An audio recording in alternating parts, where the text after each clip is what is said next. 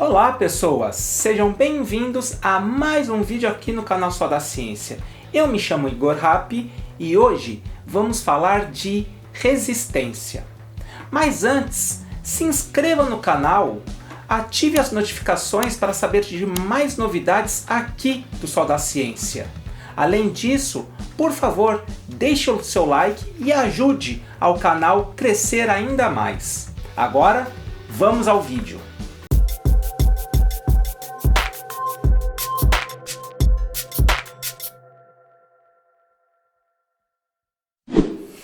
Bem, há um mês atrás eu fiquei bem doente, sabe? Dor de garganta, dor de cabeça e um desânimo do tamanho da gravidade de Júpiter. Verdade. Bom, fiquei assustado pensando que era Covid e fui ao hospital. Lá fui diagnosticado com uma infecção bacteriana na garganta e por isso foi receitado alguns anti-inflamatórios e a azitromicina, um antibiótico. E a gente sabe, né, que como antibiótico a azitromicina ela serve para bactérias e não para vírus do Covid, não é verdade? Bem, isso aí todo mundo já sabe, mas você já se perguntou como é que os antibióticos matam as bactérias? E aí, as bactérias ficam lá sofrendo de boas, do tipo, oh meu Deus, a azitromicina aqui, ai socorro! Será que é isso que acontece? Bem, vamos desvendar essa relação entre antibióticos e bactérias nesse vídeo aqui. Bem, na verdade, o mecanismo geral dos antibióticos todo mundo entende, que é matar bactérias. Mas isso pode acontecer de diversas formas. Por exemplo, a azitromicina, do meu caso, ela mata a bactéria porque ela bloqueia a produção de proteína nesses seres vivos. Isso porque esse antibiótico ele impede o funcionamento de uma organela chamada ribossomo dentro da bactéria. E isso faz com que a bactéria morra. E há outros mecanismos possíveis para os antibióticos. Entender o funcionamento dos antibióticos é também entender um pouco do funcionamento desses seres unicelulares que estão aqui na Terra desde a formação do mundo. Por exemplo, penicilinas e cefalosporinas, elas vão agir impedindo a produção de uma substância chamada mureína. Essa mureína é extremamente importante para a bactéria porque ela faz parte, ela é como se fosse o tijolo da parede celular da bactéria. Essa parede celular é o que protege a bactéria de fatores externos. Ou seja, a penicilina e as cefalosporinas, elas vão impedir que se ponha mais tijolos nessa parede, fazendo com que a bactéria fique suscetível a fatores externos, o que é ruim para ela, não é verdade? Há ainda alguns antibióticos que vão agir numa enzima chamada topoisomerase 2. Essa enzima ela é responsável pela abertura das cadeias de DNA, replicação delas e por isso ela é extremamente importante para a multiplicação das células bacterianas. Ou seja, esses antibióticos vão impedir a reprodução das bactérias, fazendo com que elas morram e assim a infecção pare. Bom, se você olhar para esse pano geral, você pode até pensar que, nossa, dá até um quentinho no coração, né? Estamos totalmente protegidos contra as bactérias, certo? Mas a vida é uma caixinha de surpresas. E há um processo chamado resistência bacteriana. Achou que as bactérias iam ficar sofrendo caladas? Achou errado. Na verdade, há resistência bacteriana. Esse é um conjunto de processos que capacitam as bactérias de lutar contra os antibióticos. Por exemplo, a Staphylococcus aureus, ela é resistente a penicilinas, né, e outros antibióticos porque ela tem uma enzima chamada beta-lactamase. Essa enzima ela é capaz de quebrar esses antibióticos. Além disso, há outros processos de resistência. Por exemplo, chega o cúmulo de algumas bactérias serem capazes de jogar os antibióticos para fora das células, como se fosse lixo. Opa, um antibiótico aqui. E foi embora. Essa capacidade de jogar um antibiótico para fora da célula só é possível porque a bactéria possui uma proteína chamada bomba de efluxo. Bem, tal qual uma bomba de água precisa de diesel, essa bomba de fluxo nas bactérias precisa também de um combustível. Aqui, por se tratar de um ser vivo, o combustível é a glicose. Bom, pensando nisso, um grupo de pesquisadores descobriu uma dessas bombas de fluxo numa bactéria que causa pneumonia, a Klebsiella pneumoniae. Bom, em laboratório esse grupo isolou uma linhagem que era resistente a 2 antibióticos, a rifampicina e a carbapenêmicos. Bom, isolando essa linhagem, eles testaram retirar essa proteína deles através de técnicas de biologia molecular. E eles viram que quando se tirou um gene chamado ACR, o que aconteceu foi que essa linhagem se tornou suscetível a esses 2 antibióticos. E mais, quando se retirasse somente a glicose da linhagem resistente, ela também se tornaria suscetível. Ou seja, o que faz essa KB ser resistente à rifampicina e a carbapenêmicos é, na verdade, essa bomba de fluxo que precisa de glicose. Não é show? E não para por aí não, tá? A Klebsiella pneumoniae, na verdade, algumas cepas dela podem ser resistentes a qualquer antibiótico conhecido. Isso porque elas são dotadas de não só dessa bomba de fluxo, mas de outras contramedidas contra vários tipos de antibióticos. Na verdade, a todos os tipos de antibióticos conhecidos. Bom, aí você pode se perguntar, pô Igor, mas como é que se originou esses fatores de resistência? Bom, aí a gente precisa lembrar de alguns fatos biológicos.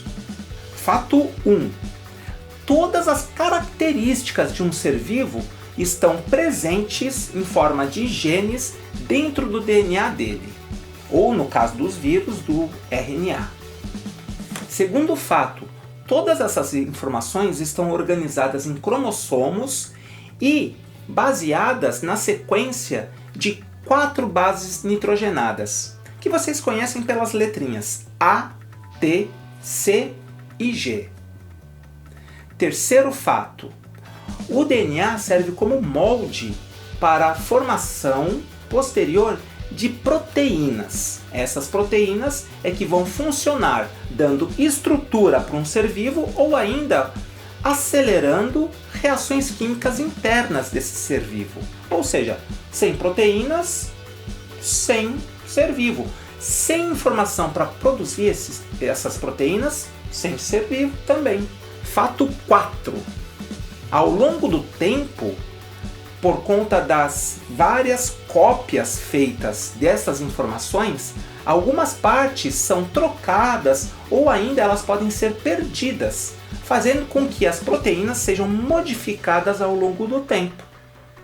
Esse processo nós damos um nome de evolução. Fato 5. Muitos antibióticos que a humanidade descobriu, na verdade, são substâncias retiradas de um grupo especial de bactérias do solo, chamado Actinomycetus. Essas substâncias elas servem na natureza para que essas bactérias consigam controlar a competição delas com outros seres presentes no solo. Isso quer dizer que todos esses micro-organismos estão em contato com esses antibióticos há milhões de anos.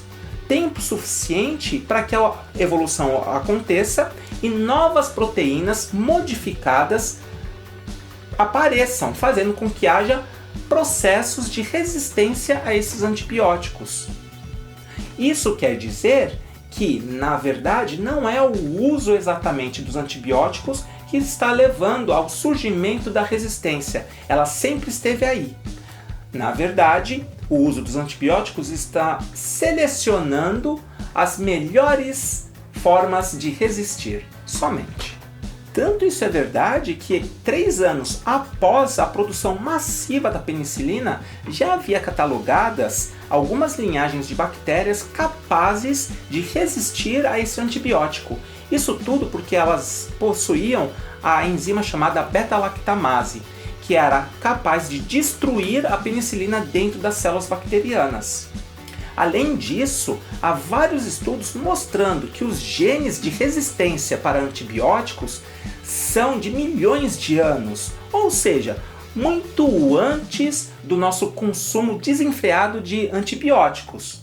É lógico que esse consumo desenfreado de antibióticos favoreceu o aparecimento de um cenário que leva à seleção de bactérias resistentes aos antibióticos. Ou seja, para que a gente tenha um controle maior dessas resistências, a gente deveria ter um controle maior do consumo de antibióticos, fazendo com que haja um desfavorecimento da seleção dessas linhagens resistentes.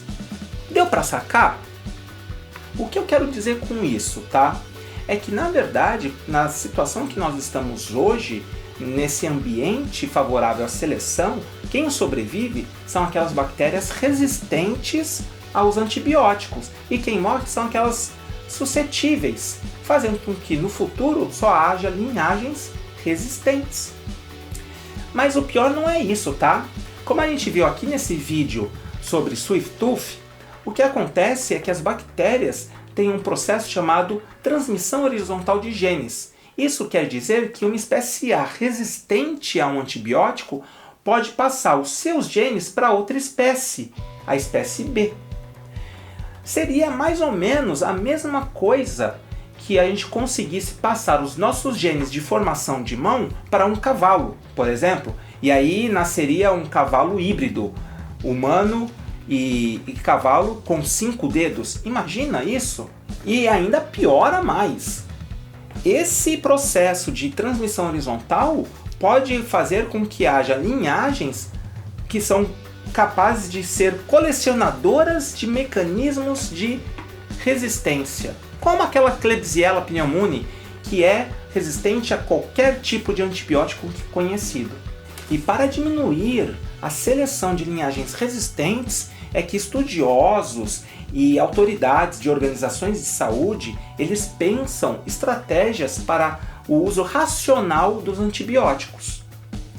Isso porque, em alguns casos, em algumas linhagens, nós estamos ficando sem armas. Por exemplo, aquela Klebsiella pneumoniae que eu falei, que é resistente a qualquer tipo de antibiótico que já foi produzido pela humanidade. Bom, pensando nisso, é por isso que, no meu caso, lá na azitromicina, eu peguei do médico uma receita de 2 vias. Uma dessas vias foi verificada extenuamente pela atendente na farmácia, que também pegou a minha identificação, o meu endereço, o meu celular, verificou todas as informações de retirada dessa cartela com a farmacêutica de plantão, verificou o estoque, me deu uma caixa com os comprimidos necessários e suficientes para 5 dias de tratamento, na dosagem certa, sem nenhum desperdício, para que não ocorra uso em excesso desse medicamento. É por isso que o fenômeno de resistência bacteriana é tido pela OMS como uma possível fonte de uma nova pandemia.